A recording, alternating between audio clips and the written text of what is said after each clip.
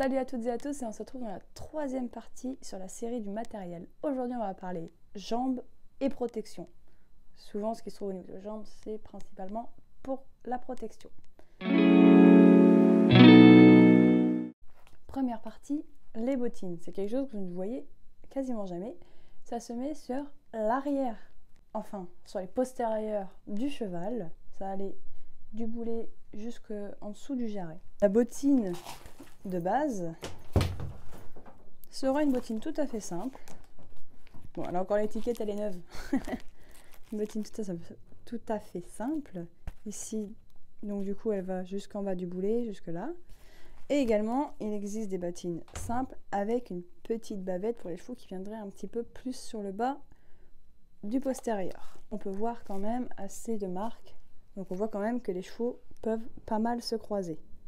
Ça dépend, certains se croisent plus que d'autres. Et après, il existe deux autres types, voire même trois, mais je vais en parler que de deux. Ici, c'est ce qu'on appelle des bottines à bolle. Les bottines à bolle vont venir protéger.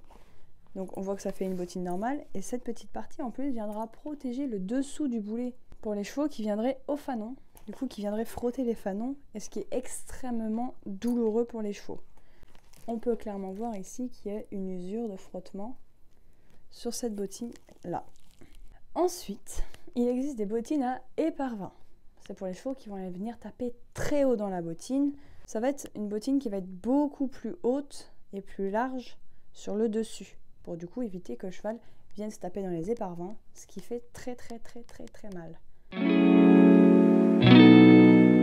Deuxième partie de la vidéo, un matériel que beaucoup de gens ne comprennent pas, les protections de genoux. Et oui, les trotteurs tapent dans les genoux, on voit vraiment à l'usure des genoux qu'ils peuvent venir se taper dans les genoux. Donc voilà, cette deuxième partie est très courte, mais voilà, juste les protections de genoux qu'on vient poser sur les genoux des chevaux, tout simplement. Troisième partie, 3, c'est mieux comme ça. Les tendons. Et ben, chez les trotteurs, nos tendons ne sont pas très gros, ils sont même très fins.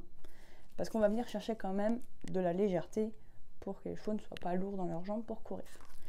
Il existe également des tendons coquets, mais très légers. Donc du coup, voilà, juste une paire de tendons dans le trot, ça ressemble juste à des petits tendons tout à fait très légers comme ceci. Voilà. La troisième partie aura été aussi longue que la deuxième. Tout va bien.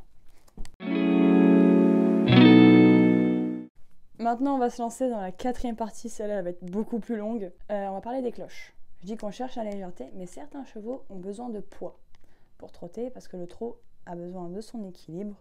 Quand un cheval va tomber léger, il va avoir besoin de poids. Du coup, les cloches, il existe plusieurs poids. Ça peut être également en guise de protection.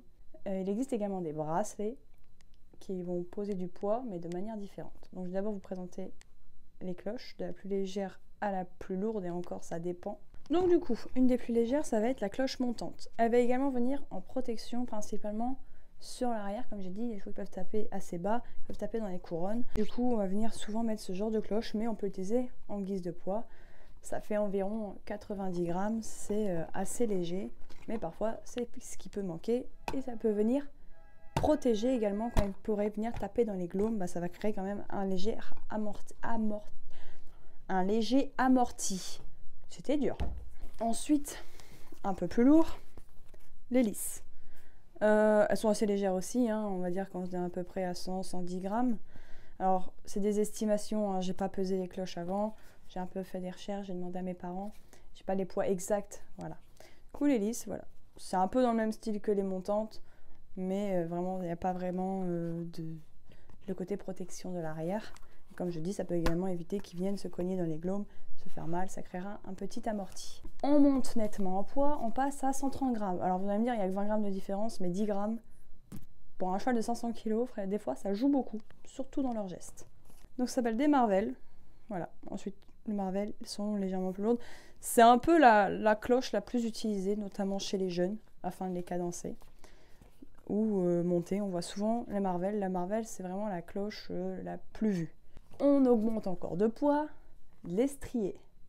Alors ça, franchement, ça dépend en fait vraiment de la taille et de l'épaisseur de la strie, parce qu'elles peuvent aller de 120 grammes à, je sais pas, 160 grammes.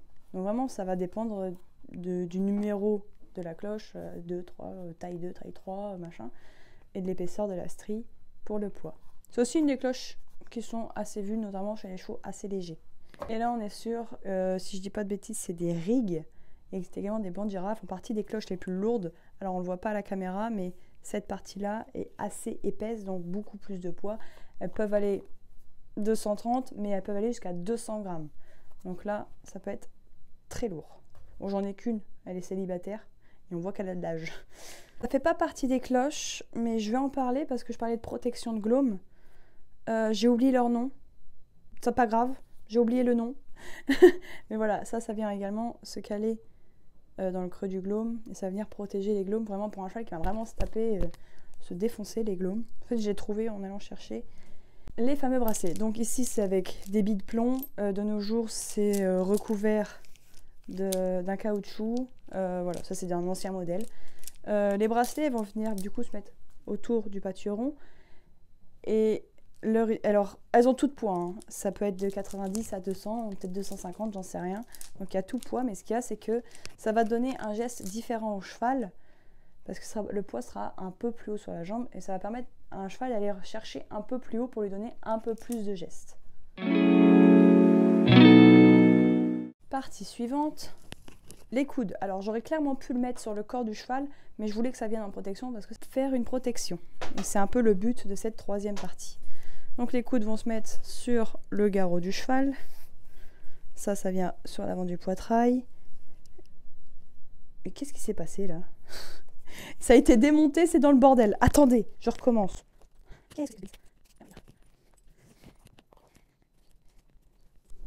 Du coup, je reprends. Donc ça vient sur le poitrail. Et les coudes vont venir du coup au niveau des coudes du cheval qui sont au-dessus des genoux.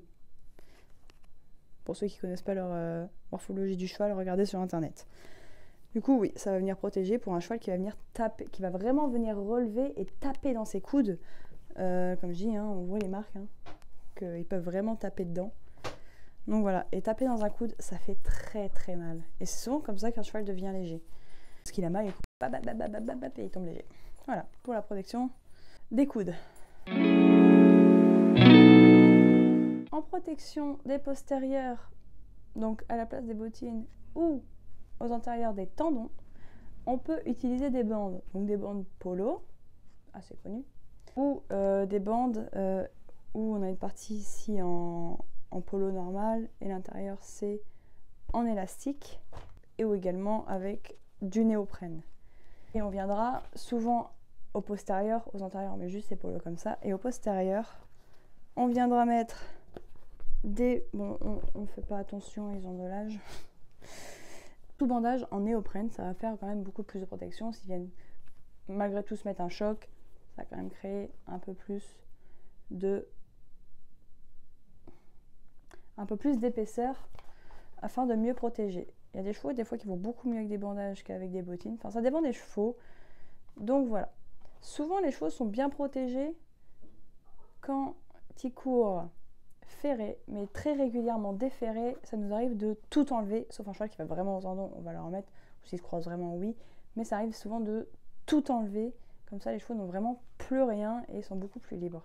Donc voilà, cette vidéo est terminée. Il n'y a pas d'interdiction au niveau des jambes parce que c'est de la protection. N'hésitez pas à liker, commenter, partager, vous abonner. C'est très important. Et sur ce, ciao!